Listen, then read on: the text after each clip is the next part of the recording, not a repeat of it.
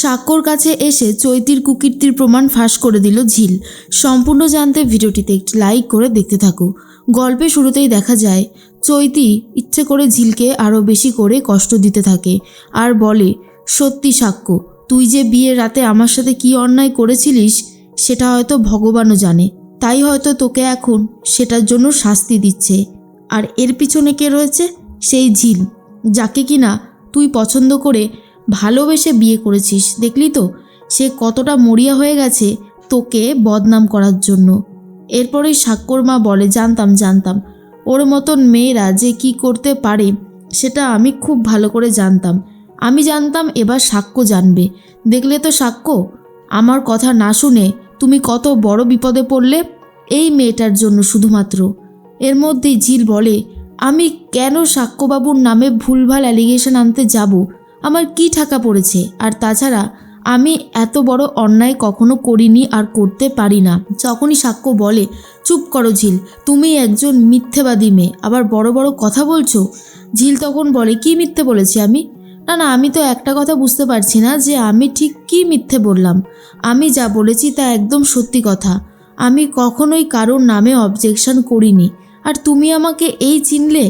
তুমি বুঝতে পারলে না যে এটা একটা বড় চক্রান্ত? দেখো, তুমি যেভাবে আজকে আমাকে অপমান করছো না, এরপরে যেদিন তুমি ঠিকটা বুঝতে পারবে সেদিন যদি তুমি আমার কাছে এসে ক্ষমা চাও, জানি না আমি সেদিন তোমাকে আর ক্ষমা করতে পারবো কিনা। তাই বলছি, এখনও সময় আছে।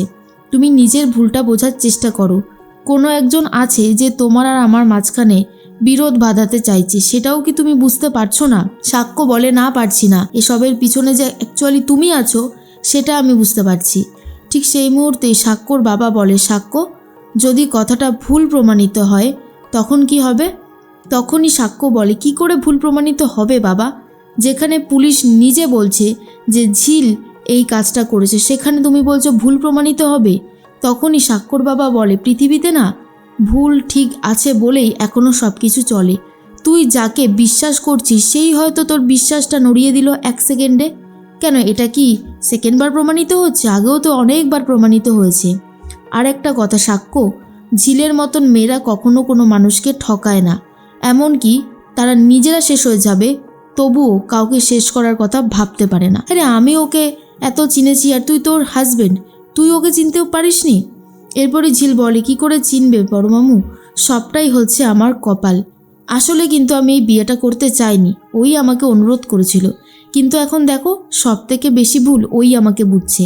এরপরেই সাক্ষ্যর মা বলে, তুমি আমার ছেলের বিরুদ্ধে অন্যায় করবে আর তোমার বিরুদ্ধে কথা বললেই সব অন্যায় হয়ে গেল নাকি? এরপর চৈতি বলে, সত্যি ঝিল, তাকে ওরা কিন্তু তুমি অনেক বড় অন্যায় করেছো।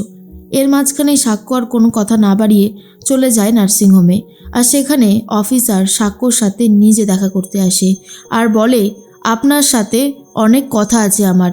ভেবেছিলাম আপনাকে ফোনে সবটা বলবো, পরে ভাবলাম যে না, আপনার সামনে এসে বলাটাই ঠিক কাজ হবে, কারণ সামনে থেকে না বললে আপনি কখনো বুঝতেই পারবেন না পেছন থেকে ছুরিটা ঠিক কে মারছে।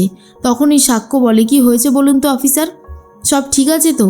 তখন অফিসার বলে, না, সব ঠিক নেই। আপনার বিরুদ্ধে একটা অভিযোগ দায়ের করা হয়েছিল। আমরা ভেবেছিলাম আপনার স্ত্রী ওই ঝিলম এই কাজটা করেছে, কিন্তু না, পরে দেখলাম সম্পূর্ণ কাজটাই অন্য। প্রথমে তো ভেবেছিলাম যে এটা একটা বাইরের মেয়ে, পরে আমরা জানতে পারলাম যে না, আপনার স্ত্রী হয়। কিন্তু সমস্যাটা হচ্ছে উনি আমাদের কাছে অভিযোগ জানাননি, আমরা অন্য একজনের থেকে অভিযোগটা পেয়েছিলাম। তবে এটা আমাদের ভুল সিদ্ধান্তই হয়েছিল যে তার কথা শুনে শুধুমাত্র এই অবজেকশনটা আমরা নিয়েছিলাম। তবে সত্যি কথা বলতে আমরা ক্ষমা চাইছি, আমাদের ডিপার্টমেন্ট থেকে একটা বড়সড় ভুল হয়েছে, সেটা তো আমরা সরিয়ে দিতে পারি না। যেটা সত্যি সেটাই আমি বলছি। একটা কথা কি জানেন তো সাক্ষ্যবাবু, যে ভুল মানুষ মাত্রই হয়, আমাদেরও হয়েছে। তখন সাক্ষ্য বলে, কি বলছেনটা কি? আমার স্ত্রী অভিযোগ দায়ের করেনি তো তাহলে কে করেছে? ঠিক সেই মুহূর্তেই অফিসার বলে, করেছে হচ্ছে ডাক্তার চৈতি। আর এটা শোনার পরেই আরও বেশি রেগে গেছে সাক্ষ্য আর বলে, চৈতি, বারবার এই মেয়েটা আমার আর ঝিলের মাঝখানে এসে সমস্যার সৃষ্টি করছে। এবারে তো আমি চৈতিকে কোনোভাবেই ছাড়বো না। আচ্ছা অফিসার, ও আর কি বলেছে আর কি করেছে? অফিসার তখন বলে, ওই মেয়েটা আমাদেরকে বলল যে আপনি নাকি ওর ভুল চিকিৎসা করেছেন, মানে ওই ঝিলমের। তো ও একটা অভিযোগ দায়ের করছে ওর পক্ষ থেকে, কিন্তু নামটা বলেছিল ঝিলাম। এরপরই চৈতিকে ডেকে পাঠায় সাক্ষ্য, আর চৈতি তো পুলিশ অফিসারকে দেখে একেবারে ভয় পেয়ে যায়। তখনই অফিসার বলে, এই ম্যাডামই আমাকে ফোন করে বারবার করে বলছিল কেস কত দূর এগোলো, এই ব্যাপারটাকে নিয়ে আরও বেশি করে ভাবতে। সাক্ষ্য বলে, ছি চৈতি, তোকে আমি বন্ধুত্বের জায়গাটা দিয়েছিলাম, সেকেন্ডবার ক্ষমা করে দিয়েছিলাম, কিন্তু না, তোকে আর আমি ক্ষমা করতে পারবো না। যে অপরাধ তুই করছিস তাতে আর তোকে ক্ষমা করা যাবে না। তুই ঝিলের হয়ে মিথ্যে কথা বলে অভিযোগ দায়ের করেছিস। হ্যাঁ, তুই কেন এত বড় অন্যায় করলি? আর তোর জন্য আমি সকালবেলায় ঝিলকে কতগুলো বাজে কথা শুনিয়ে আসলাম। চৈতি তখন বলে, আরে না রে, আমি কিছু করিনি। ঝিল আমাকে বলল যে ও নাকি জানতে পেরে গেছে তুই ওর ট্রিটমেন্ট ঠিক মতন করিসনি, তাই আমাকে বললো অভিযোগ জানাতে। তখন অফিসার বলে, মিথ্যে কথা আর কত বলবেন ম্যাডাম? ফোন করে করে আপনি নিজের কথাই আমাকে বলেছিলেন, আর এখন আবার ওই মিডিলম্যানকে টানছেন। ঝিলম ম্যাডাম কিন্তু কিচ্ছু করেনি, বেকার ওনাকে ফাঁসাবেন না। তখনই সাক্ষ্য বুঝতে পারে এই সব কিছুর পেছনে রয়েছে আসলেই চৈতি চায় না ঝিল আর সাক্ষ্য ঠিক মতন সংসার করুক, তাই বারবার করে মাঝখানে এসে বাধা দেওয়ার চেষ্টা করছে। এরপরই সাক্ষ্য বলে, শোন চৈতি, তোকে একটা কথা জানিয়ে দিই, জানি না এর ক্ষতিপূরণ আমি কি করে দেব ঝিলকে, তবে আমি হাত জোর করে ওর কাছে ক্ষমা চাইব, আর তোর ব্যাপারটা আমি পরে বুঝে নিচ্ছি। অফিসার এটাও বলে, সাক্ষ্যবাবু, এই ম্যাডামের সমস্ত কল রেকর্ডিং আমার কাছে আছে, যদি আপনি চান তাহলে আমি সেটা দিতেও পারি আপনাকে। চিন্তা করবেন না, সব প্রমাণ আমরা পুলিশরা রেখে দিই। আর এটা শোনার পর চৈতি বুঝতে পারে যে কল রেকর্ডিং যদি সামনে আসে তাহলে চৈতির মুখোশটা সাক্ষ্যর সামনে আরও বেশি করে খুলে যাবে। এরপর সাক্ষ্য দৌড়াতে দৌড়াতে বাড়ি চলে যায় আর ঝিল বলে ডাকতে শুরু করে। তখনই সাক্ষ্যর মা বলে, কি হয়েছে? ওই মেয়েটা কি আবার কিছু করেছে?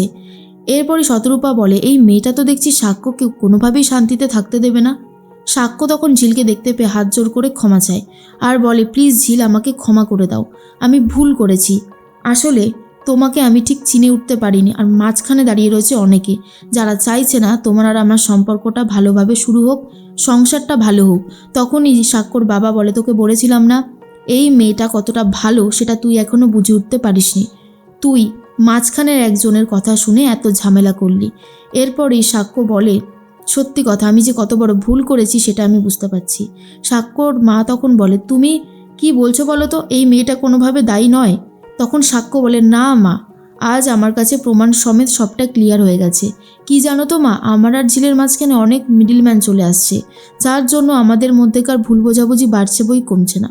তাই দয়া করে তুমিও আমাদের মাঝখানে এসো না, আর যে এই এত বড় অন্যায়টা করেছে তার কি ব্যবস্থা নেওয়া যায় আমি তো সেটা দেখে নেব, কিন্তু আমি আগে ঝিলের কাছে ক্ষমা চাইছি। ঝিল বলে, আমি শুধুমাত্র তোমার জন্য আর বড় মামুর এই দুজনের কথা ভেবে এই বাড়িতে এসেছি, কিন্তু তুমি যদি আমাকে ভুল বোঝো তাহলে আমার খুব কষ্ট হয়।